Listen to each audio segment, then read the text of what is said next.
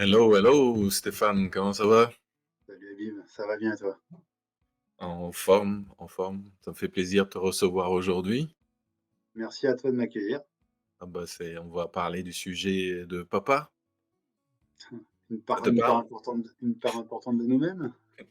Une part importante, je pense que pour faire sortir qui nous sommes, mais en tant que papa, on va porter cette casquette-là de papa.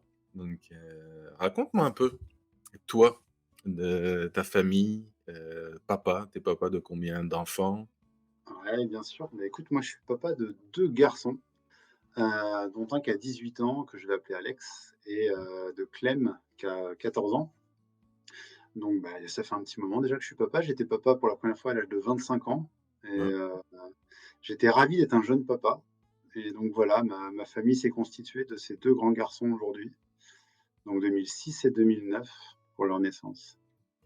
Ah, ça passe vite, cadeau moi de Ouais. Simeon, il va avoir, 20 ans, là, le 28 septembre. Donc, c'est quand je regarde 20 ans, là, il conduit tout seul maintenant, il a son permis, j'étais ça Est-ce qu'on est encore vraiment papa? Est-ce qu'on est le même papa, il y a 10 ans, 15 ans, qu'on l'est aujourd'hui? qu'est-ce qui a changé dans ta vie, quand tu es devenu papa? Bah, énormément de choses, la première, c'est que tu réalises que tu es papa, donc tu réalises pas, ça peut être un rêve, une envie, moi, je me projetais pas forcément comme une obsession d'être papa. Par contre, quand ça arrive, c'est, c'est ce qui est impressionnant, je trouve, alors très basiquement, en fait, je bulle un peu parce que je repense à une réflexion que ma femme m'avait faite à l'époque. Il m'avait dit: «Tu te rends compte que c'est une cellule et une autre qui se sont rencontrées, puis pouf, ça crée 9 mois plus tard quelque chose qui va parler, qui va marcher, qui va discuter avec toi et tout» et en fait, la naissance de mon premier fils, c'est ça que ça m'a apporté. C'est cette espèce de d'acte magique que tu arrives pas bien à définir, même si tu comprends les sciences, tu définis pas bien et ça a apporté évidemment une immense joie, une immense responsabilité. Sur le coup, tu les réalises pas, mais c'est un changement, quoi. Ça t'apporte un changement. Le deuxième, c'est différent. Le deuxième, il apporte une réassurance, il apporte quelque chose de nouveau. Il vient perturber un peu dans le jeu de quilles, tu vois? Il vient créer autre chose dans une famille qui est déjà constituée. C'est le premier qui est impressionnant. Je trouve que le premier, il donne corps au mot famille et tu appartiens à une famille, mais quand ça devient la tienne, quand c'est tes descendants, il y a quelque chose de très, très fort, je trouve. Quel type de papa, te considères-tu? Alors je pense que c'est très différent d'une période à l'autre. Heu, Si je devais te donner aujourd'hui, moi, le type de papa que je suis ou que je souhaite être, c'est un papa qui est plutôt dans l'observation, dans l'accompagnement. Donc je suis un papa plutôt, pas en retrait, mais je laisse beaucoup d'autonomie, je laisse beaucoup d'espace à mes enfants pour, proposer, discuter quand ils ont envie, demander des choses quand ils ont des réclamations à faire, revendiquer, pourquoi pas participer à des décisions.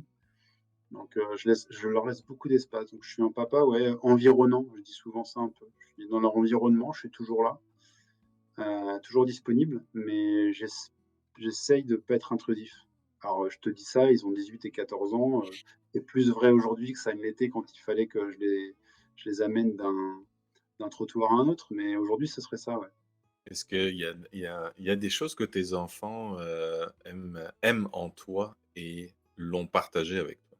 Il y a des situations qui font que, en tant que papa, tu révèles des forces ou tu révèles des capacités que tes enfants vont finir par reconnaître, soit dans l'émotion, soit dans la maturité. Je pense que mes enfants, peuvent me voir comme un papa courageux, comme un papa, qui fait du mieux qu'il peut, hem et un papa, j'espère plutôt accessible ou tu vois, quelqu'un qui est, ouvert d'esprit et courageux, ouais, je pense, ouais. Après, on a vécu une situation un peu particulière qui a fait que mes enfants sont devenus de nouveaux enfants, il y a quelques années et moi je suis devenu un papa, seul puisque mon épouse est décédée. Donc ça crée quelque chose qui, permet, parfois, Moi, ça m'a fait changer évidemment en tant que papa, et je pense que la vision qu'ils avaient de moi est différente aussi aujourd'hui. D'où le fait que, heu, il y a d'ailleurs une forme de courage qu'ils doivent me reconnaître et il y a une grosse part de courage que je leur reconnais à eux. Est-ce que vous discutez, ensemble avec les enfants sur des sujets, on va dire sensibles parfois comme votre situation ou autre? Est-ce que vous avez ce genre d'échange? Est-ce que tu as Alors en tant on en a que papa ce genre d'échange? Ouais, alors on a eu beaucoup d'échanges à une période où on avait de l'incompréhension, de la colère, enfin tout le cycle classique du deuil. On a eu beaucoup d'échanges qui étaient révélés par cette situation. Ça a clairement augmenté la part de dialogue depuis que mon épouse est décédée. À l'époque, quand elle est décédée, donc ça fait maintenant, quasiment, 4 ans, heu, mes enfants spontanément m'ont déterminé comme un papa-maman. C'était un peu l'expression qu'ils utilisaient, ils m'appelaient Paman.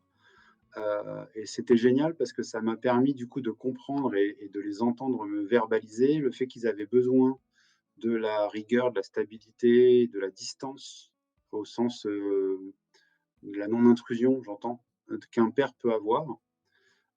Et en même temps, ils exprimaient le fait qu'ils avaient besoin d'être nourris d'amour, qu'ils avaient besoin que moi j'exprime ce que je pensais d'eux, que je m'intéresse à eux. En fait, que j'ai une part d'empathie qui probablement, pouvait m'échapper ou pouvait être améliorée. Et j'ai trouvé ça super, ce qui fait, pour répondre à ta question, que ma situation particulière a fait qu'on a dû parler de pas mal de choses et en particulier, des émotions qu'on traversait individuellement et collectivement. Et puis, après coup, il y a eu une prise de conscience de notre côté à tous que, pour faire face avec courage à la situation, il fallait aussi, laisser chacun dans sa peine et par pudeur ou par, sécurité, heu donner de l'autonomie, donner de l'espace à chacun. Donc on a beaucoup parlé et en même temps, on a beaucoup respecté l'indépendance de chacun. Je trouve que mes enfants sont très matures de ce point de vue-là. Tu sais, souvent quand on est adulte, on se fait la réflexion qu'on sait se mettre à sa place. Mmh. Alors qu'un enfant, il arrive comme un chien tu vois, dans un jeu et il sait pas forcément se mettre à sa place. Et je trouve que mes enfants, ont appris, heu à juger de la bonne distance avec les gens, les sujets, les émotions, et cetera. Donc, on s'est pris des murs de colère, on s'est pris des murs de tristesse, mais on a aussi parfois su, s'arrêter juste avant le mur et pour préserver le copain d'à côté, enfin le papa ou le frère, ils ont été costauds, j'ai été costaud et on s'est un peu préservés tous. Ton histoire me touche beaucoup aussi parce que c'est des histoires aussi qui peuvent se ressembler avec certains papas qu'en même temps qu'on apprend le rôle du papa, bah, là, on se retrouve à jouer 2 rôles de parents. Mmh, Quand j'avais parlé des conseils de papa autour de moi, j'étais aussi surpris de voir que des mamans monoparentales, que ce soit des divorces ou dans le même cas que toi, qui étaient aussi à la recherche d'une figure parentale, en fait, d'une figure, paternelle, on va dire. Et cherchaient aussi en disant: «Bah, il y a ce côté-là de maman qui est à l'écoute, empathique, puis la rigueur qu'on associait, au papa». Moi, ça m'a fait réfléchir aussi, puis en t'écoutant, je me dis: «Mais pourquoi on a associé comme des caractères à chaque rôle en disant: "Le papa doit être le courageux qui va aller à la chasse, puis la maman qui va être à la maison"?» Puis on essaye toujours de dire: «Bah, non, bah, tout le monde peut faire, on va dire tous les rôles». Mais j'ai l'impression qu'au fond de moi, des situations que j'ai vécues aussi avec Charlotte, mais on a aussi quand même les choses qu'une maman peut vivre. Il y a une chose qu'un papa ne peut pas, vivre, mais qui vit comme à côté, c'est le fait de porter, en fait, le bébé en elle. Tu vois? C'est pendant 9 mois, c'est 9 mois. Moi, j'ai porté mon ventre parce que j'ai grossi aussi en même temps. tu as eu Mais, droit. je dis là: «OK, je t'accompagne chérie, je sais qu'il y a un poids, mais, je vais porter un poids avec toi». Mais tu sais, il y a des moments qu'on peut pas remplacer. Il y a des Mmh. moments que c'est pas le cas, qu'on essaie de faire de notre mieux. Puis en t'écoutant, je me dis, bah, ça va renforcer quand même peut-être la relation avec tes enfants. malgré qu'il y a quand même ces Mmh. ces moments-là, que je trouve que tout à fait normal de dire: «Bah, on pète un plomb, on a besoin Ouais. d'exprimer nos émotions». Est-ce que tu te sens plus proche de tes enfants aujourd'hui? Évidemment, évidemment. Je me suis jamais senti loin, même si la vie fait que parfois, on peut se sentir moins présent et cetera. Comme tu disais, dans les rôles archétypaux, le papa va peut-être travailler plus, s'absenter plus, se «permettre» entre guillemets d'être moins présent. Donc, de fait, je suis plus proche. En plus, c'est intervenu au moment du covid, enfin, tu vois, 2020. Donc, télétravail pour moi, alors que j'avais une carrière, depuis, 20 ans qui m'emmenait à Paris, donc qui m'emmenait à de 7 heures à 20 heures en dehors de chez moi. Donc, j'avais une relation privilégiée avec mes enfants qui était plutôt une relation de week-end et de quelques moments qu'on organisait. Donc évidemment, aujourd'hui, dans les faits, je suis plus proche, dans les émotions, je suis plus aligné avec eux. Et puis, je voulais juste revenir sur ce que tu disais. Oui, c'est drôle que les rôles soient, un peu décernés à l'un ou à l'autre. Mais tu sais, je me rassure en me disant aujourd'hui qu'en fait, nos enfants n'ont pas été victimes de l'archétype du papa, de la maman et des images que la société leur véhicule. Ils n'ont pas été victimes du tout, en fait. On a juste moi, je alors depuis qu'elle est partie, je discute et je réfléchis beaucoup, comme si ma femme était là et je revisualise des intentions qu'on avait ensemble. Quand on est devenus parents, on a organisé notre vie collective et individuelle dans l'intérêt de nos enfants et en fait, le fait que papa travaille et le fait que maman soit disponible à 16 heures pour prendre le goûter, c'est pas un dogme sociétal, c'est juste une décision rationnelle entre un papa et une maman qui se disent: «Bon, bah, qui peut offrir quoi à quel moment? Et quel est le rôle de chacun, en fonction de ce qu'il a à offrir?» Il s'avère que j'avais un travail prenant, mais qui permettait de partir en vacances, qui permettait d'avoir des ambitions de famille. Là où mon épouse avait alors, aussi c'est maternel, mais une proximité et une envie de proximité. Faut pas non plus, cracher sur celle qui veut prendre le rôle de la proximité, de la disponibilité et donc en fait, moi, tu vois, j'ai beaucoup apaisé certaines choses qui pouvaient m'inquiéter dans ma relation d'un papa seul avec mes enfants, en me disant que nous avions à l'époque, pleinement conscience de ce qu'on faisait avec mon épouse et que seul, à partir de maintenant, je pouvais avoir pleinement conscience de ce que j'allais faire seul, sans être dans le regret permanent d'être seul, sans être dans la culpabilité permanente de mal faire. Et mes enfants, d'ailleurs, on a souvent eu des discussions, surtout avec le petit qui était jeune, il avait 11 ans, il y avait des traumatismes forcément à traiter. On a beaucoup discuté de l'attente, désormais, même de la place de leur mère dans leur quotidien malgré son absence physique. Donc, tout ça, je pense que ce sont que des arrangements et tant que ce sont les arrangements d'un papa et d'une maman, c'est OK. Je te rejoins sur ce point d'arrangement parce que ça m'a fait, remonter aussi à la période que j'avais, en France, où j'avais le même rythme de vie que toi, puis les mêmes Mmh, discussions qu'on avait aussi, tous les 2 avec mon épouse. C'est, c'était aussi un choix à un moment donné quand on a eu les enfants qu'elle travaille de la maison. Elle a fait le choix de proximité. Puis ce qui, en fait, m'a permis, moi, mmh, de passer des de 7 heures à 20 heures, puis faire exactement ce que tu viens de raconter et trouver, en fait, cet équilibre-là parce que c'est comme un choix, une décision mmh, commune qu'on fait pour nous comme pour la famille.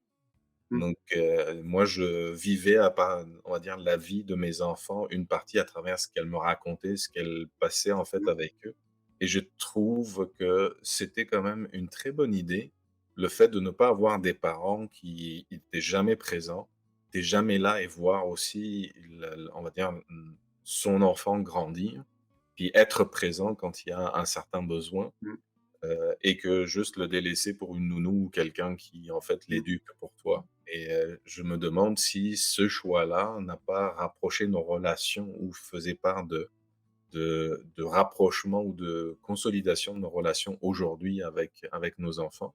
Parce ouais, qu'on parle de tout, on prend du temps, puis, chacun, pareil, a aussi sa bulle ouais, comme on a la nôtre. Donc ça m'a fait tilt, sur, sur ça et j'ai réalisé qu'en quittant la France, mon rythme de vie aussi a changé là, en faisant la même chose. Mmh. Parce que le travail était comme priorité 1 pour moi en France. Puis le moment de dire: «Ah, mon fils marche, mon fils il parle, il y a des trucs» qui me dit: «Oh, il y a un truc qui va pas». Mmh. Malgré qu'il y avait aussi la présence de maman qui était là en proximité.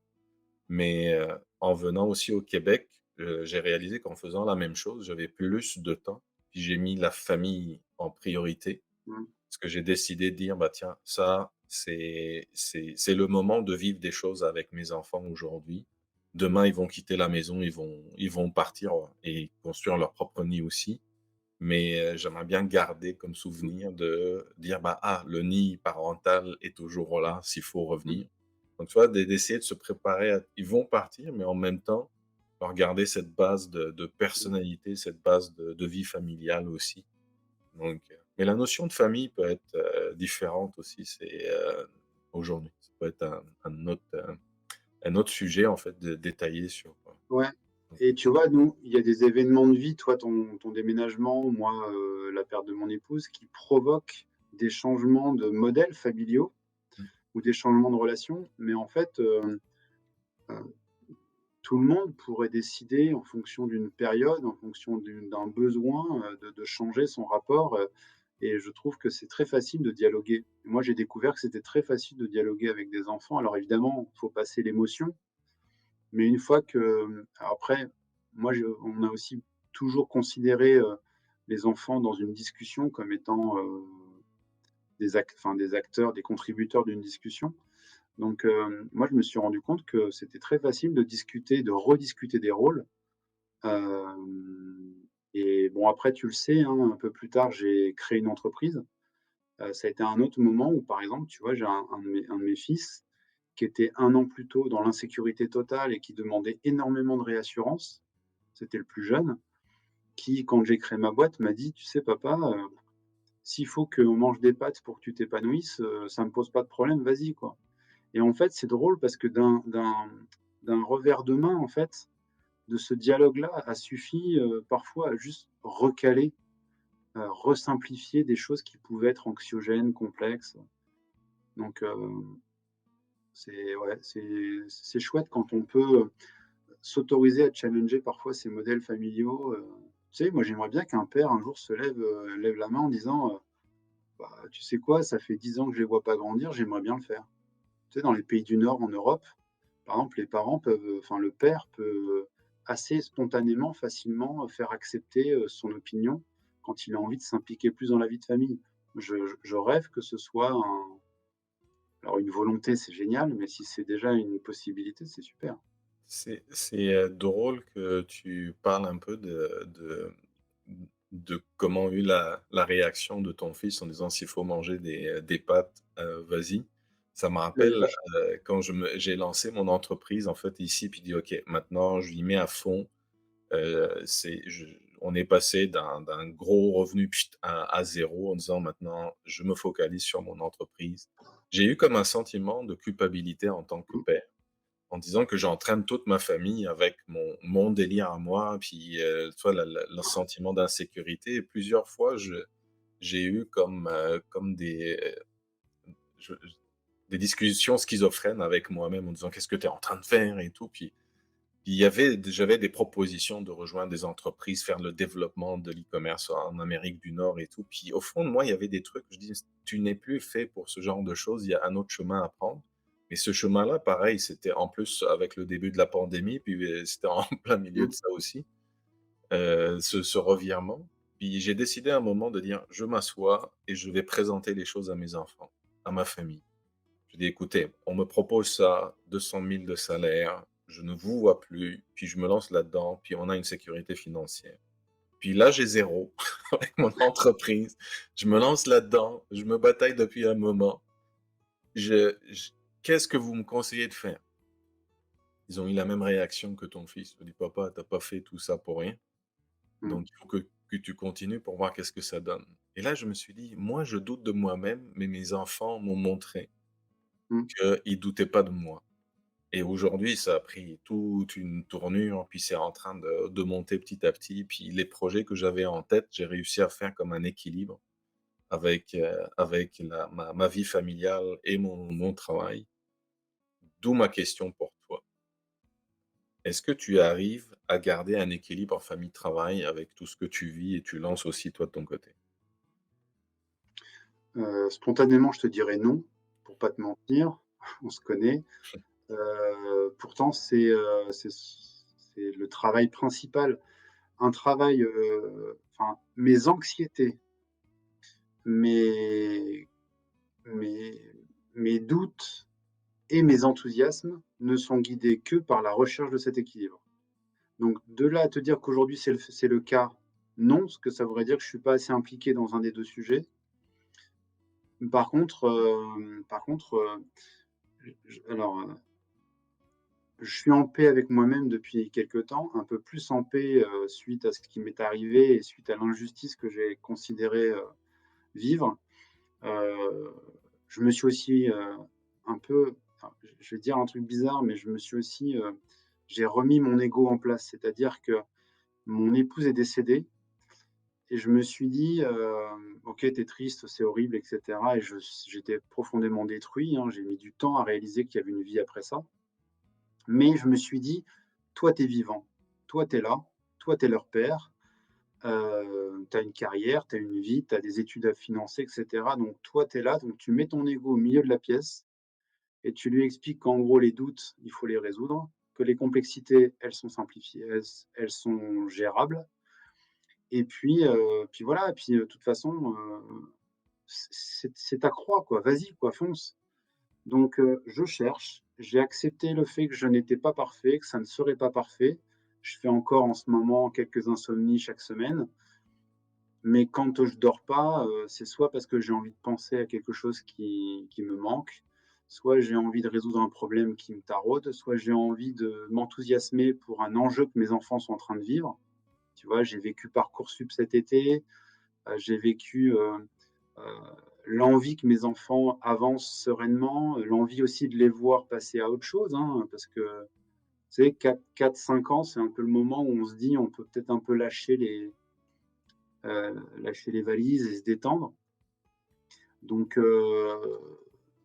donc je n'ai pas l'équilibre parfait. Par contre, c'est mon leitmotiv, c'est de le trouver et à défaut de l'avoir, parce que là, tu m'as placé au milieu de la balance, à défaut de moi être en équilibre, j'essaie par contre d'être pleinement impliqué avec les gens qui travaillent avec moi et pleinement impliqué dans ma vie de famille et auprès de mes fils.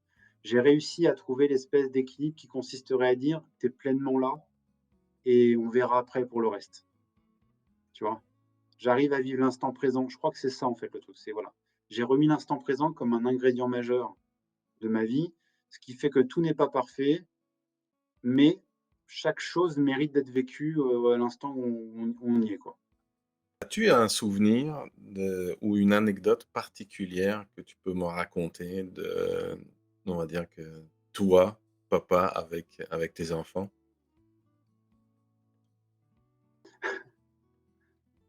On va Ouais, passer à si. plus côté sourire des choses.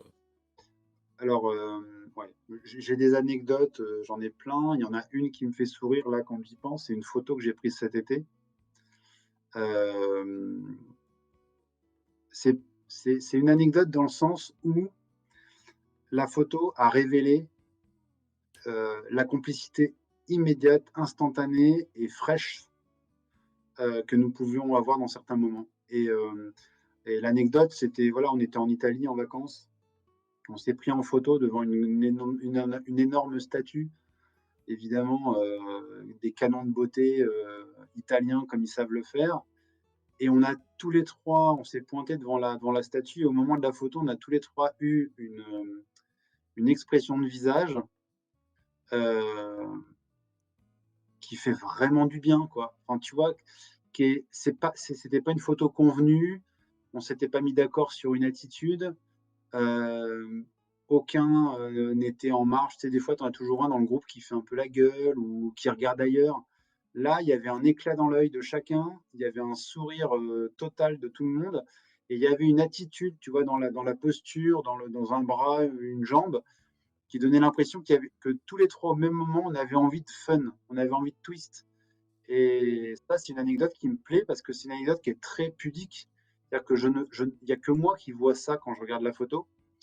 Et ça me fait penser d'ailleurs que euh, depuis quelques temps, je prends énormément de plaisir à considérer et à observer la complicité comme comme un fait de vie et comme un élément de relation majeur en ce moment.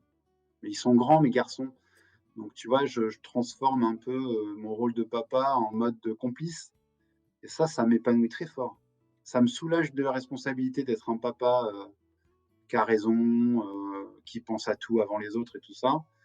Et ça me remplit d'enthousiasme pour eux.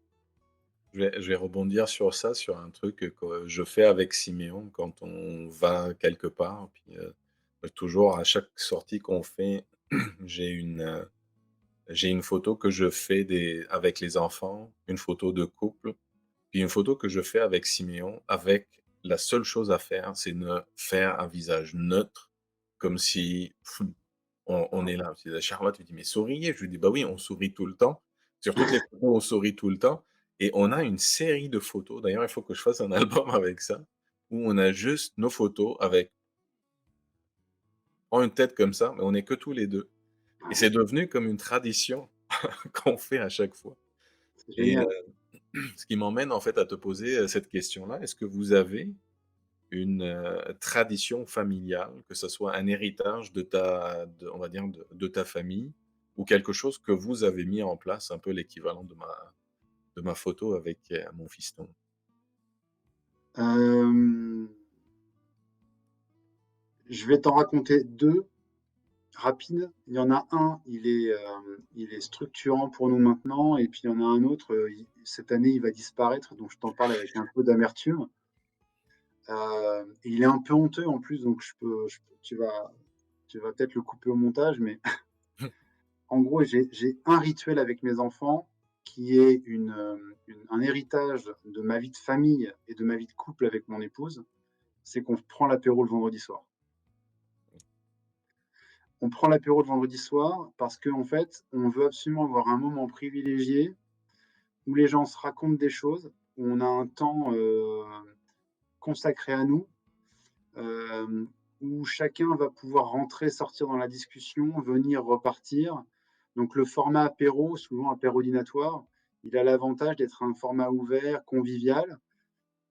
Ça permet aussi de mettre en scène des, des- des- des nourritures qui conviennent parfois à une humeur, parfois plus à l'un qu'à l'autre. Ça permet d'être exploratoire. Et l'exploration, la découverte, la curiosité, c'est quelque chose qui est très important chez nous depuis toujours.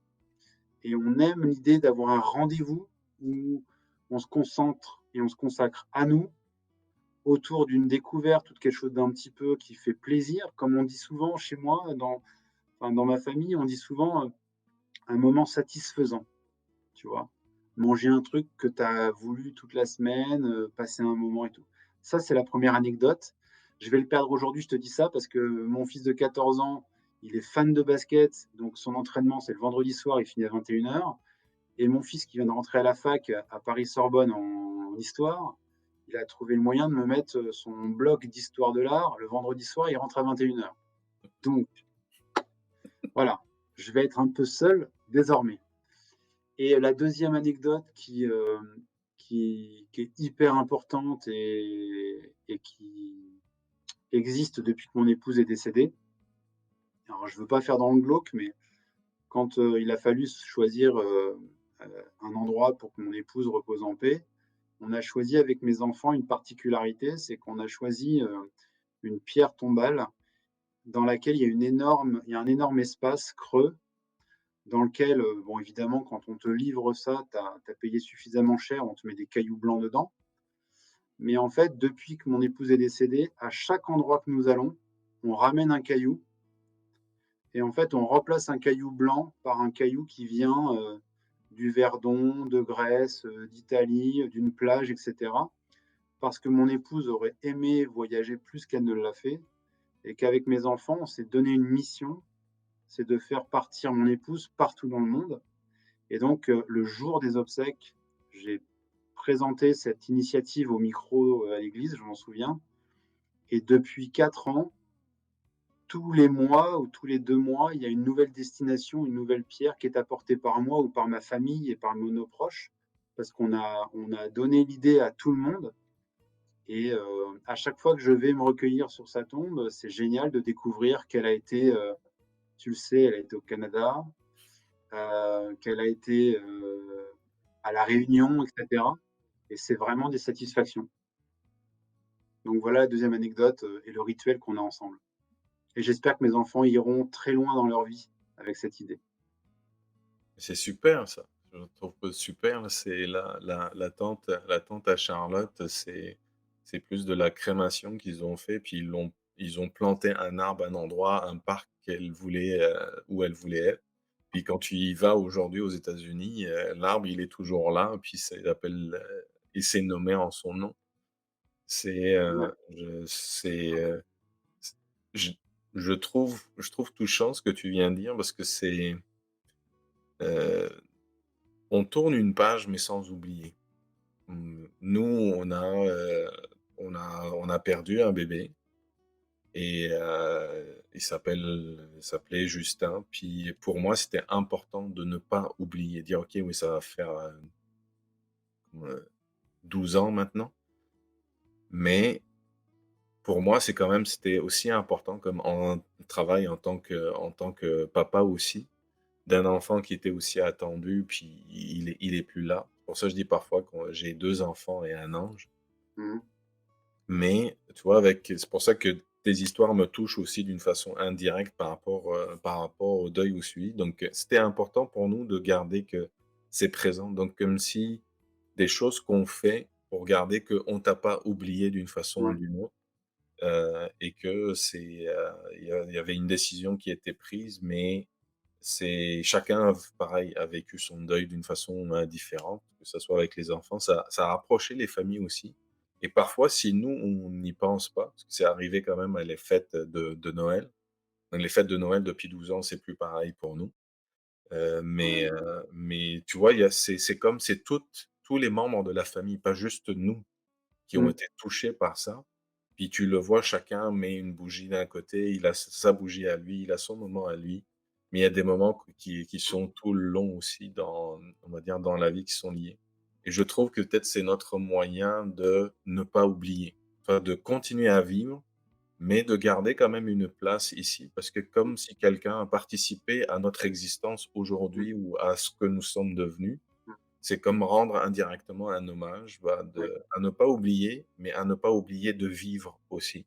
Tu vois, je trouve que c'est Oui, important.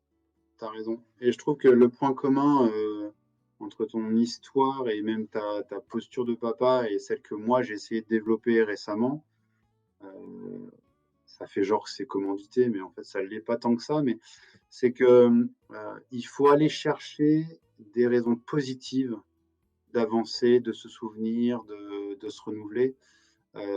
Moi je sais que mon obsession ça a été, très vite de positiver, ne serait-ce que parce que je vais te dire un truc, je vais digresser sur le début. Quand mon épouse est décédée, j'ai eu peur de perdre le lien ou de pas avoir un lien suffisamment fort pour tenir mes enfants dans le droit chemin, au sens dans la vie heureuse.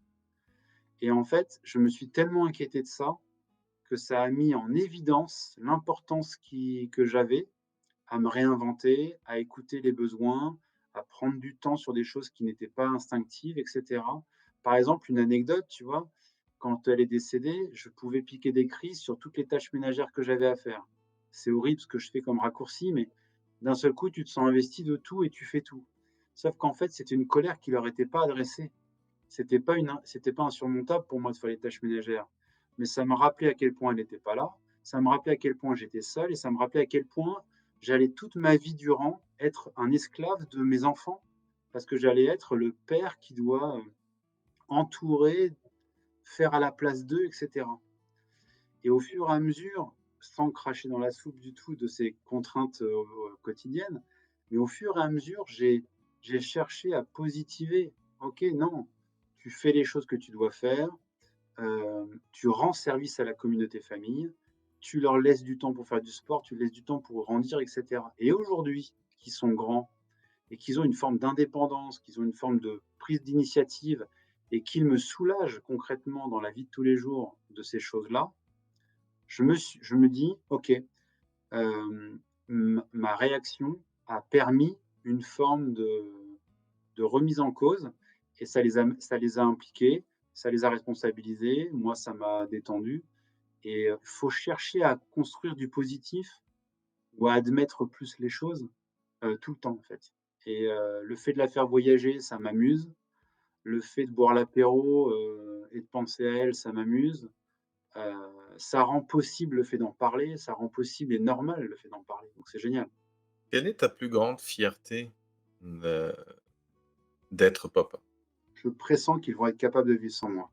Je crois qu'ils sont prêts. Rassure-moi, tu pas des plans de départ quelque c'est Non, pas du tout, j'ai pas décidé de disparaître, mais heu, on est très tenté de se mettre à la place et on est très à la place d'eux, hein. On est très tenté de considérer que leurs succès sont en partie de notre, initiative et que s'ils ont moins mal ou s'ils sont bien dans leur pompe, c'est grâce à nous. On est très tenté de faire ça. Mais en fait, ma vraie fierté, c'est, qu'ils sont indépendants, qu'ils sont enthousiastes, qu'ils sont capables de faire face à des difficultés et mon autre fierté indirecte, c'est que s'ils sont avec moi, s'ils me parlent, s'ils me demandent de l'aide, c'est qu'ils ont considéré que j'étais utile à leurs besoins et donc ils sont en interdépendance avec moi et non pas en dépendance de moi et c'est un dialogue de compétences plutôt comme une obligation de passer par papa et ça, j'aime beaucoup ça et depuis que j'ai réalisé ça, j'ai accepté l'inverse, j'ai accepté la réciproque. C'est que moi, je vais chercher leurs compétences et je vais valoriser ce qu'ils savent faire, que j'aimerais savoir faire ou que je sais pas faire. Tu vois, par exemple, en ce moment, je suis un peu dans une démarche vidéo, podcast et tout pour mon entreprise. Ceux qui vont m'apporter le lâcher prise nécessaire et qui vont m'apporter un vernis technique suffisant, c'est eux. Et cette interdépendance, je sais que dans une pyramide psychologique, je sais plus laquelle c'est, mais tu as la collaboration, je sais plus comment c'est fait, mais tu finis à l'interdépendance. C'est chacun ses compétences mises en commun quand besoin et ça, je trouve ça génial. on apprend beaucoup de nos enfants et moi, c'est pareil. D'un moment, je me dis: «Mes enfants, ce sont les, cobayes sur, lesquels je teste toutes mes choses, mes techniques, mes outils».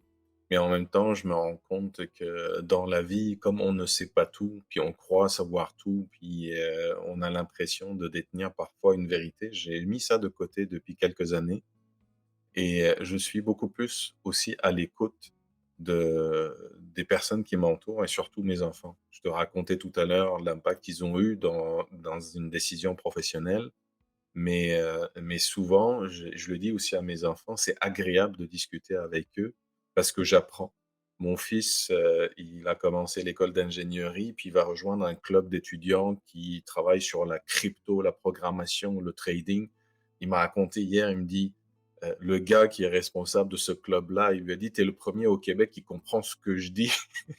Et là, il m'a raconté les détails. Je peux te dire que moi aussi, j'ai compris 90 de ce que mon fils m'a raconté. Je me dis: «Heureusement que j'arrive quand même à suivre la cadence d'aujourd'hui». Ouais. J'ai pas tout le vocabulaire, crypto trading et plateforme, bidule, mais je trouve que ça me garde quand même cette connexion-là. Puis son expérience à lui Mmh. m'enrichit aussi. Il est parti un mois au Japon, il a fait le tour du Japon tout seul.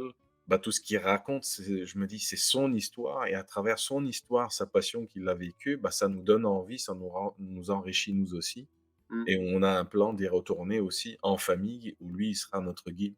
Donc cette notion de dire: «Je suis le papa, je sais tout», c'est que je suis le papa, on va tracer un chemin ensemble. Je suis derrière toi comme je peux être à côté de toi, mais toi aussi, tire-moi aussi, parce que tu peux Mmh. aller plus vite. Moi, parfois, maintenant, mon corps ne suit pas, donc amène-moi aussi autre part. Parce que moi, je t'ai poussé, poussé, poussé, go, Mmh.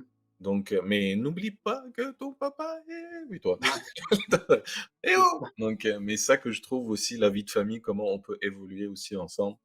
Ouais, mais c'est génial parce que tu sais, c'est pareil, on se souvient, de toutes les fois où on disait à nos enfants: «Allez, dans la voiture, on va quelque part» et puis là, ça grogne, «Moi, j'aimerais pas, moi, je veux pas», tout ça et tu leur demandes de faire l'effort et quand aujourd'hui, c'est eux qui prennent la parole à table pour te raconter un truc qui les passionne ou que c'est eux qui t'expliquent qu'ils vont aller faire, des études dans tel domaine et cetera, c'est tellement génial parce que tu plus à les tirer, c'est eux qui te tirent. Tu plus à les pousser, c'est eux qui proposent. Ça, c'est génial. En l'espace de 10, 15 ans, tu passes d'une situation où tu es pénible à une situation où tu es à l'écoute. C'est génial. Bienvenue dans la communauté des papas, hein, donc Ouais, les papas qui le vivent bien, hein.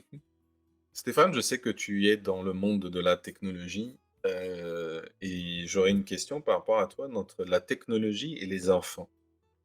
Ouais. Quel est ton avis sur ce sujet-là, en position de papa? Alors j'imagine que tu pourrais faire référence ou en tout cas, spontanément, on pourrait parler des réseaux sociaux, de la relation des technologies sociales et des smartphones avec l'éducation et avec le développement d'un individu enfant. Parce qu'on est encore, toi et moi, de la génération où on a vécu avec les téléphones en cours de vie. On a vécu aussi les cours de récréation, avec 3 fois rien. Même étant dans la technologie, je trouve ça, facile d'aller critiquer le rapport, de l'informatique, de la technologie, toutes confondues avec, la jeunesse. Je t'avoue, je comprends toujours pas pourquoi on met une batterie électrique sur un vélo quand on a 15 ans, parce qu'on a toutes les capacités physiques qu'à 40 ans ou 50 ans, on aimerait encore avoir. Il y a des choses que je comprends pas. Par contre, j'ai pris la position qui est celle de dire, hem: «Laisse faire», parce que leur immaturité ou leur non-expérience fait que leur courbe d'apprentissage et donc potentiellement leur courbe de rejet des choses inutiles, débiles, et cetera, elle sera plus longue. Si je fais un raccourci, un peu trivial, heu, laisse-le aller sur TikTok, il va découvrir assez vite ce qu'il peut en tirer et ce qu'il doit en rejeter. Donc je suis plutôt quelqu'un qui, je peux pas freiner, je veux pas passer pour le vieux con, pardon pour le gros mot, mais je veux pas passer pour le vieux et je considère que l'expérience enfin, moi j'ai fait des enfants pour qu'ils découvrent par eux-mêmes les choses et j'ai la conviction que c'est l'expérience qui forge le savoir et la connaissance. Donc il faut impérativement qu'ils aient envie de technologie pour découvrir les potentiels de la technologie et il faut suffisamment qu'ils l'aient éprouvée pour la rejeter. Donc ce tri-là, il y a qu'eux qui peuvent le faire. Je peux pas le faire à leur place. Heu, Après, c'est évident que c'est des nouveaux sujets de conversation auxquels j'étais pas forcément habitué avec mes propres parents. Parler youtubeur et parler TikTok, au dîner, c'est pas des sujets les plus nobles, mais ça fait partie de leurs préoccupations et c'est important de les écouter, tant que ça prend pas trop de place et parfois ça arrive que, OK, on en a parlé pendant 1 heure, maintenant on va parler d'autre chose. Tu en es où dans le sport et tu en es où dans les amours et cetera, quoi. Je te rejoins sur un truc que tu as mentionné, le fait qu'ils vont réaliser par eux-mêmes, et là je le vois avec aussi, avec Siméon, qu'il voit que TikTok c'est inutile. Il a fait il y avait comme une sélection, naturelle.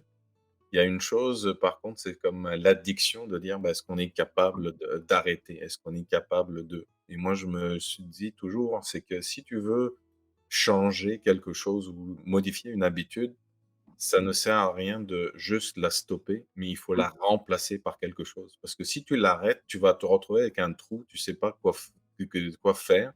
Tu vas te retrouver comme un manque, c'est comme une drogue. Et puis après, tu te dis: «OK, mais là, je reviens beaucoup plus facilement». Mais si dans le changement, tu la remplaces par Mmh, quelque chose d'autre, donc Siméon, il y avait le tennis, il y avait son école, il y avait même s'il aime le trading, la cybersécurité, la programmation, tu vois? Il y a les choses qui ont été mmh, changées et récemment, il m'avait partagé un truc, je dis: «Papa, lui, il jouait tous les jours». Tu vois? Les jeux vidéo, parfois, il passait des nuits blanches avec les copains et là, il me dit: «Je me suis mis sur l'ordi, mais je savais pas à quoi jouer, il y avait plus rien qui me tentait». Et il y a un moment donné, il a arrêté pendant 1 mois et demi. Tu vois, là, je lui dis: «Bah, tu es en mmh, train de trouver par toi-même ton propre mmh. équilibre en disant: Ouais. "Bah, j'ai du temps accordé pour dormir, j'ai du temps pour dire, bah, jouer, ça me sert plus à rien de Mmh. jouer". J'ai l'impression que toi, tu as mis les mots sur une chose que je fais avec mes enfants, de dire: «Bah, laisse faire, ils vont Ouais. découvrir». Bah, tu viens de me faire un déclic par rapport à ça. Ouais, et il y a une autre anecdote par rapport à la technologie, qui je pense, aussi modifie pas mal son rapport à l'autorité. Je sais pas si tu as déjà fait le constat, mais je trouve que les enfants, hem, souvent, quand ils sont critiques en tout cas, donc je sais pas, c'est une question d'âge, de maturité, chacun juge, mais quand ils deviennent critiques, ils refusent le postulat a priori qu'ils font une erreur. Donc ils refusent que tu dises, tu es en train de faire une erreur pour toi. Par exemple, moi, au début, quand ils nous emmenaient leur téléphone portable dans leur chambre le soir, je leur disais: «Tu devras couper à telle heure, tu devrais arrêter les réseaux sociaux avant de te coucher, tu devrais me donner ton téléphone». Bref, tout un tas d'injonctions qu'ils ne pouvaient pas comprendre. Très rapidement, j'ai switché, j'ai dit: «OK». Je n'ai même pas fait la remarque qu'ils avaient leur téléphone, comme si je ne le savais pas, alors qu'il y avait pas de secret. Par contre, je leur disais: «Tant que demain matin tu es à l'école, pas de problème». Et pendant 2 ans, je n'ai dit que ça. «Tant que tu es à l'école demain, si demain matin on part chez tes grands-parents et qu'il faut se lever à 7 heures, tant que tu te lèves, pas de problème». Ce qui fait que moi, j'ai constaté que tous les matins ils étaient debout et que tous les matins, si jamais ça grognait, je disais: «Tu t'es couché tard?» «Non, mais non, non, je me suis pas», parce qu'ils devaient assumer. Et en fait, je n'ai jamais eu à leur reprocher d'avoir le téléphone parce que je n'ai jamais eu à leur reprocher d'être en retard le matin. Par contre, qu'ils soient défoncés par la fatigue, là, eux-mêmes se sont rendus compte que ça les rendait grincheux, ça les rendait, comme ci, comme ça. Donc en fait, encore une fois, courbe d'apprentissage et courbe de rejet. Aujourd'hui, c'est mes enfants qui déterminent leur heure de coucher, qui déterminent si un soir ils vont jusqu'à 1 heure du matin jouer aux jeux vidéo ou si un soir ils vont être à 22h30 au lit. Ce qui fait que je n'ai pas à rentrer dans un conflit sur un a priori que j'ai. Et c'est génial parce qu'ils ont le rapport qu'ils ont choisi avec leur téléphone. Ils ont le rapport qu'ils ont choisi avec le sommeil. Et je touche du bois, il n'y a pas de collusion, il n'y a pas de dommage collatéral à tout ça. Je trouve ça génial avec la vie de famille parce que pour moi, ce que tu racontes, c'est aussi le reflet d'une éducation qu'on donne et dans Mmh, l'éducation, c'est comment trouver cet équilibre-là et c'est je pense on fera peut-être un épisode juste sur notre façon d'éduquer parce qu'on a tous des trucs et astuces comme mmh, ça, d'une façon de faire qui peuvent aider, des papas. J'ai eu des papas aussi qui posaient des questions en disant: «Ben, je sais plus quoi faire, ma fille elle est comme ci, elle est comme ça», puis se retrouve à des moments d'où l'idée aussi de conseils de papa, d'en faire comme une communauté de papas qui partagent leurs trucs et astuces. On ne mmh. peut pas se sentir seul dans certaines décisions. C'est un rôle qu'on commence à apprendre à un moment donné, mais on le voit évoluer aussi avec le temps. On le voit évoluer avec la société, on le voit évoluer avec l'environnement au niveau culturel. As-tu un conseil que tu as reçu de ton propre papa que tu appliques aujourd'hui? Heu, alors oui, il y en a plein. Il y en a plein, hein, en fait, ce que je mets derrière conseil, c'est que, je retiens de mon enfance beaucoup de ce qu'on appelle les maximes. Tu sais, des expressions un peu de bien commun. Donc il y a des maximes comme ça que je retiens de mon enfance, que j'ai entendues, soit elles m'étaient adressées, soit que j'ai entendues et que je me suis appropriées. Donc mon père et ma mère m'ont forgé un peu de ça. Donc oui, oui, j'en ai quelques-uns. Par contre, j'ai l'impression que j'étais un enfant, je pense que j'ai été un observateur beaucoup. Donc les conseils, je les ai reçus parce que j'ai observé des comportements ou des choses qui soit sont devenus, des exemples, soit sont devenus des situations que je souhaitais voir différemment. Donc, oui, oui, j'ai reçu des conseils. Je peux t'en donner un qui est très trivial, c'est, ne dépense pas 1 € si tu n'en gagnes pas 2. Heu, c'est, j'ai pas de phrase type, mais, je sais que heu, j'ai été éduqué à la prise de confiance slash de responsabilité. Il y a une situation, par exemple, qui me marque souvent, dont je parle souvent. Mon père, s'il voit cette vidéo, il sourira probablement pas, mais cette situation me marque fort.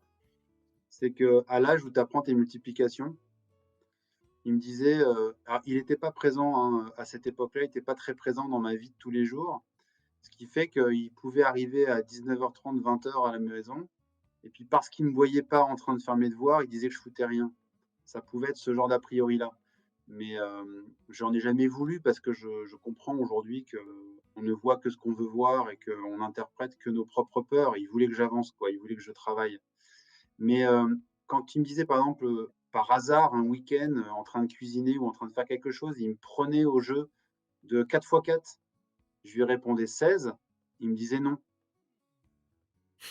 et il attendait de voir jusqu'à quel moment j'allais oser affirmer 16. Quand, des camarades m'invitaient à leur anniversaire, j'avais, 10-12 ans, ils me disaient: «Non» et j'allais voir ma mère, j'allais chercher de l'empathie chez ma mère qui disait: «T'inquiète, je vais négocier pour toi» et un jour, mon père m'a expliqué, vers l'âge de 14-15 ans, je pense, il m'a dit: «Pourquoi veux-tu que je dise oui à ta place si tu n'as pas envie d'y aller? Et comment veux-tu que je sache que tu as envie d'y aller si tu ne demandes pas au moins 2 fois?» Donc voilà, c'est ce genre de choses. Donc, je pense que je suis devenu très pugnace, très résistant à l'effort grâce à lui. C'est génial, c'est génial. Faudra qu'on invite aussi des papas pour pour venir. Parce que là, ça peut être génial en disant: «Bah, moi, je suis papa parce que toi, tu m'as dit tel et tel truc». C'est mais parfois, ça peut être juste des comportements, c'est pas juste un conseil, c'est dire: «Je veux». Moi, j'ai fait on va un truc que c'est similaire à ça, que j'ai appelé le pouvoir de dire non Mmh. et chaque fois pour moi, dire non aux enfants à leurs demandes, ça pousse leur créativité de trouver des solutions. Puis ça me permettait un peu comme ton papa de dire: «Mais est-ce que tu as envie d'acheter ça? Mais OK, on verra dans un mois». S'il y a pas la ténacité de dire: «Je veux vraiment et j'ai cette envie et je vais trouver tous les moyens pour», je me dis: «Grâce au non, j'ai pu développer la créativité, trouver des solutions pour mes enfants». Je trouvais ça génial. As-tu un conseil à donner à un futur papa ou un nouveau papa? Hem, Sois pas trop dur avec toi. Un papa, souvent, il s'inquiète de tout. Je pense que c'est celui qui me viendrait à l'esprit parce que tout le reste, c'est lui qui va le faire. Ouais, je dirais enfin, quand tu vas devenir papa, tout le monde autour de toi te convainc du type de père que tu dois être. Tu entends des conseils, des remarques, des comparaisons. Donc j'ai envie de dire, moi, sois le papa que tu sens devoir être et puis autorise-toi à changer, autorise-toi à essayer, autorise-toi à t'excuser. Si tu pas un papa qui fait les couches parce que tu pas à l'aise, bah, excuse-toi, te sens pas rejeté. Et puis voilà, beaucoup de tolérance en fait. Être un papa qui est parce qu'en fait la tolérance avec soi-même, ça permet de mettre son ego de côté et quand on met son ego de côté, on est plus facilement à l'écoute, plus facilement en capacité de changement. Donc alors ouais, quelque part ça revient à dire, sois un papa moderne, c'est-à-dire un papa qui est pas macho, qui est pas fermé, qui est pas dogmatique, qui est pas certain. En fait, chaque jour est une nouveauté. La femme qui est à côté de toi est mère, jour après jour, de manière nouvelle et toi pareil. Donc personne peut conseiller et ouais, y aller, avec son style et avec beaucoup d'humilité et de tolérance avec soi-même. C'est ça mon conseil. Un peu bordélique, mais mon conseil. Maintenant, si toi, tu as un conseil à transmettre ou une valeur fondamentale à transmettre à tes enfants, Ça sera laquelle ou ce sera lequel? Hem, Vis avec tes tripes plus qu'avec ton cerveau. Mmh, Je trouve que moi, j'ai très longtemps, contrôlé mes émotions et je les contrôle encore, alors qu'en fait, la vie de famille, la vie d'amour, la vie de relationnel, la vie sociale, elle est faite des tripes. Il faut que ça se passe ailleurs que dans le cerveau. je t'avais demandé de regarder le site de conseil de Papa Herbe, Mmh. puis de voir s'il y a des conseils qui t'ont marqué ou s'il y a un conseil qui te parle le plus. Donc, c'est quel conseil t'a inspiré des conseils de Papa Herbe? Alors je vais t'en donner je vais t'en celui que je vais choisir, c'est celui que je vais choisir parce qu'il me parle aujourd'hui et que c'est une métaphore ou un champ sémantique que j'utilise beaucoup en ce moment pour, parler à mes enfants. C'est celui qui dit: «Être un entrepreneur est un état d'esprit. Tu as l'esprit, mets-toi en état». Je trouve qu'il est très intelligemment la formulation est très intelligente, bravo. Pourquoi ça te parle aujourd'hui? Il y a une raison? Bah, d'une part parce que je suis entrepreneur et que, je pense qu'indirectement, j'essaie de transmettre à mes enfants ce qu'est l'entrepreneuriat, pas ce qu'il est fondamentalement, mais l'état d'esprit justement dont tu parles. Et je me rends compte que pendant 20 ans, j'ai voulu entreprendre, donc j'avais la conscience de le faire, donc j'avais l'esprit de le faire, et qu'à un moment donné, il a fallu se mettre en état et l'état, il peut être émotionnel, physique, psychique et donc je trouve qu'il est criant il est très actuel pour moi et et il est très révélateur d'un twist qui s'est opéré dans ma vie, sur le fait de considérer l'état au-dessus de l'esprit. Ou l'état comme, l'élément qui manque à l'esprit pour se mettre en mouvement. Je trouve ton commentaire rejoint ton propre conseil, c'est de vivre avec ses tripes. Ouais, Donc tu vois, et tu sais, on voit le lien avec ça. à l'âge de 30 ans, j'ai dit à ma femme, à l'âge de 30 ans, je me suis dit: «Je veux être courageux». Je ne sais pas pourquoi, je pense que le confort, le côté très, poli, rigoureux et tout, faisait que je me sentais pas en courage et à 30 ans, j'ai décidé d'être courageux et j'ai fait des choses depuis l'âge de 30 ans qui étaient un peu atypiques par rapport à avant. Et ben, c'est un peu cet état d'esprit-là. C'est là, j'ai décidé d'être un entrepreneur. Pas dans la fonction, mais dans l'état d'esprit et dans le savoir-faire. Et je m'inspire pas mal de toi, hein. On a discuté plusieurs fois et il y a des choses qui m'inspirent. Ah ça me touche ton retour, je trouve que l'entrepreneuriat, la façon de comment je la vois aujourd'hui, c'est vraiment, comme une prise de conscience que c'est un état d'esprit que tout le monde peut avoir, que nous avons aussi en nous et que les cadrages qui sont mis dans une société, aujourd'hui, le fait que toi tu dises: «Je veux être courageux», mais on l'était en fait courageux. On se lançait, on faisait plein de choses auxquelles la conscience qui n'était pas encore très présente pour dire, bah, la peur de perdre, la peur de confort, la peur de Mmh. qu'est-ce qui va se passer? En fait, on a comme une alimentation de peur en mode continu. Le nombre de fois où je me dis: «Mais, mince, moi quand j'étais au Liban, j'ai vécu la guerre du Liban et j'attendais le moment où il y a des bombardements qui se font». C'est un peu débile ce que je dis, mais en tant qu'enfant, j'attendais qu'il y ait des bombes qui tombent pour qu'ils ferment l'autoroute et que l'autoroute devient un terrain de foot pour nous. Et là, je me dis, on n'a pas conscience de certaines choses, mais cette absence de conscience parfois ou les impacts nous poussent aussi à faire des choses, à Mmh. aller de l'avant, à avoir ce genre de courage, de dire: «Bah, on va sortir». On Mmh. pense pas qu'une bombe va venir nous exploser, on a associé la bombe à un moment où on va aller jouer au foot. Donc Mmh. c'est comme là, je te dis: «C'est quoi le nucléaire pour toi?» On pense à une bombe nucléaire, mais en réalité, le nucléaire, c'est une énorme source d'énergie aussi. Pourquoi on va regarder ce côté-là du nucléaire et avoir peur? Là où dire: «Mais ça peut nous servir à aller de l'avant et faire autre chose». Mmh. Pour moi, l'entrepreneuriat, c'est ça, c'est quand tu prends le risque, c'est pas réellement un risque que tu prends. Je dis: Pourquoi vous l'appelez risque?»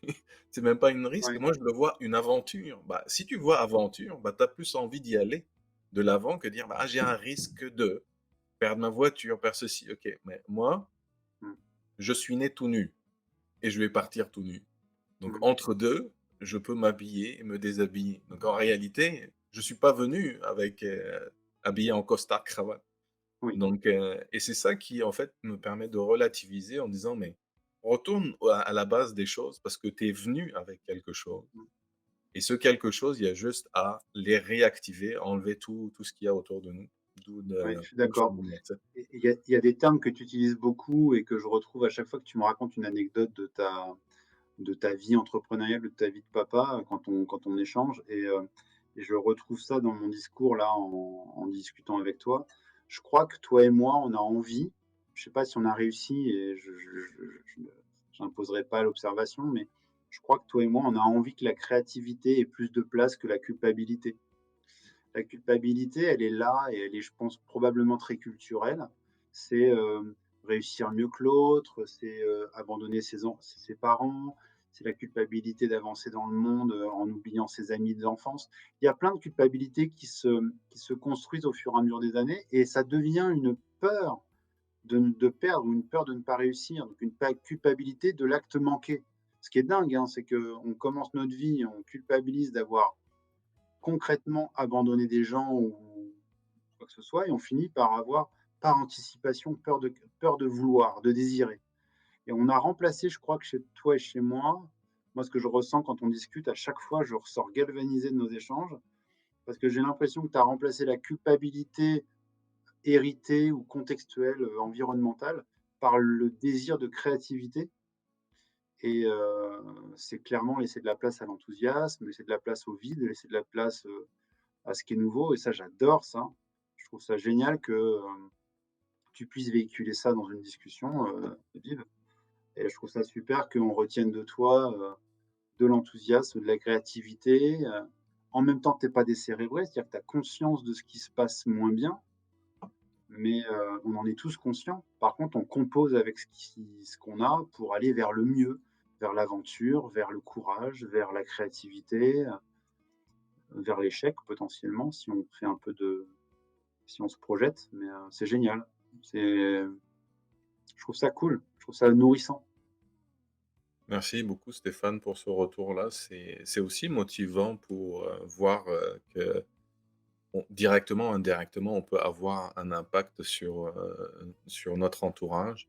Mais, tu vois, au lieu de dire «mais», je vais dire «et». Tu vois, c'est ce que je trouve, aussi important, c'est ce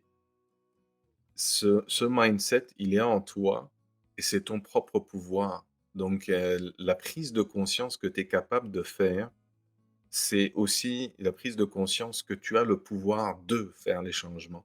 On est toujours en attente, c'est le gouvernement qui va faire ceci, c'est Mmh, telle loi qui va faire cela. Mais non, c'est, ouvre ta porte et sors.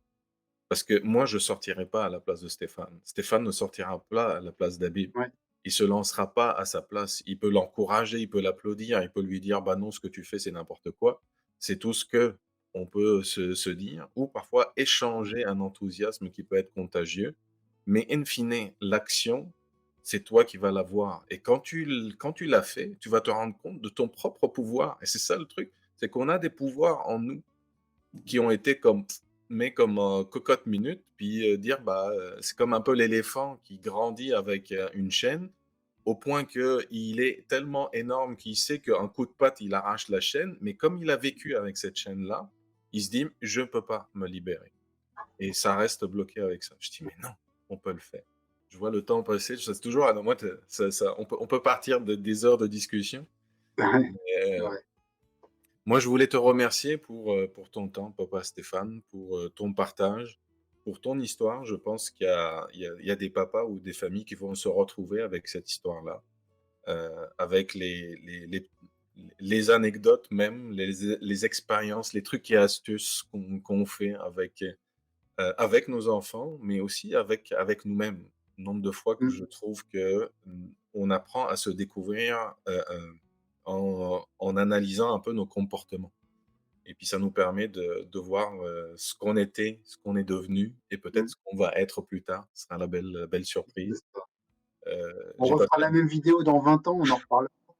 Mais je trouve ça, c'est génial. Tu sais, c'est à un moment donné, peut-être les enfants vont le voir aujourd'hui. C'est pour ça qu'on va rendre ça aussi, un peu public. Mais tu imagines dans quelques années, j'ai dit à certains, je dis: «Je peux, peut-être à ce moment-là, dans 10 ans, interviewer les enfants qui ont suivi les Ouais. conseils des papas», dire comment ils l'ont mis en place. Tu l'as très bien partagé par rapport, à ton papa aussi. Je pense qu'on a tous un héritage d'une façon ou d'une autre Mmh. qu'on l'avoue pas parfois, donc c'est ça aussi qui est marrant. En tout cas, moi, je voulais, te remercier pour ce moment-là. C'est toujours, agréable de discuter avec toi, Stéphane, puis, c'est réciproque, le fait qu'on parte avec, des énergies. Sache que c'est pas juste dans un sens, mais aussi dans un autre. Il y a des choses qui sont rentrées là, mais sont pas sorties d'ici, Ouais, bah, aujourd'hui. Je te merci. remercie pour ça. Mais je te remercie moi de ton accueil. Je te remercie aussi de permettre, à des papas et à moi aujourd'hui de verbaliser des choses parce que ça oblige aussi à les analyser, ça oblige, peut-être à se les rappeler. Et je trouve ça super, donc merci pour tout.